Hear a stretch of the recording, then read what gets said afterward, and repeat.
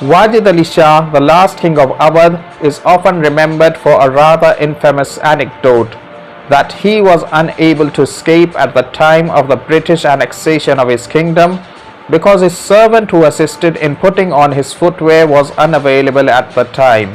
He is frequently portrayed as a ruler who indulged excessively in leisure and neglected the affairs of his kingdom.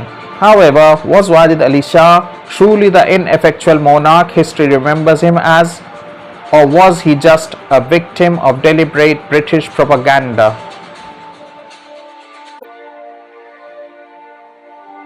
When we think of Wajid Ali Shah, the last king of Awadh, the image often painted is that of a ruler lost in luxury, consumed by dance, poetry, and music, while his kingdom slipped away.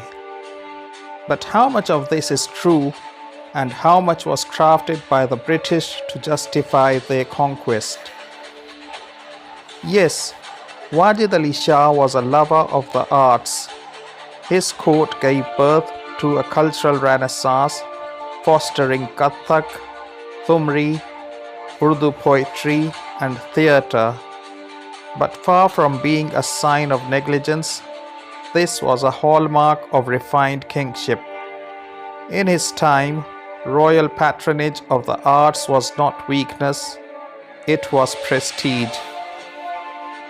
Yet, beyond this vibrant world of creativity lay a far more complex truth. Wajid Ali Shah was not oblivious to the growing threat of British power. He made real efforts to strengthen his army. Despite the heavy restrictions imposed by the subsidiary alliance which barred him from maintaining a large independent army, he reorganized and modernized his forces. He raised several distinctive military units that reflected both his refined taste and the evolving military trends of his time.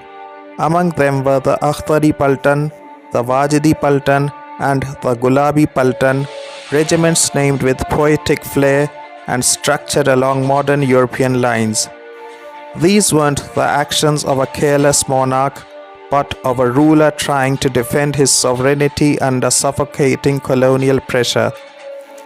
However, Abdul Halim Sharar in his book Guzishta Lucknow argues that these units were ceremonial in nature. Then comes the legend, the anecdote that he couldn't escape the British because his servant wasn't there to put on his shoes. A tale that's been repeated in textbooks and tabloids alike. But the truth, Wajid Ali Shah didn't need to escape. He didn't choose rebellion because he chose peace. He refused to spill the blood of his people in a hopeless battle. When the British annexed Awadh in 1856, he journeyed to Calcutta, not to flee, but to plead his case with dignity and diplomacy.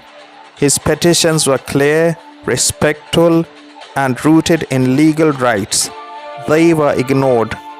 Wajid Ali Shah accepted his fate, but never surrendered his identity. In exile, he continued to compose to support the arts and to carry the cultural soul of Awadh in his heart. He was not the king of failure, but a monarch caught in the crosshairs of empire.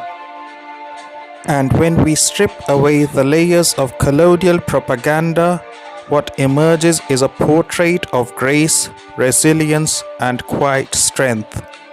Thanks for watching.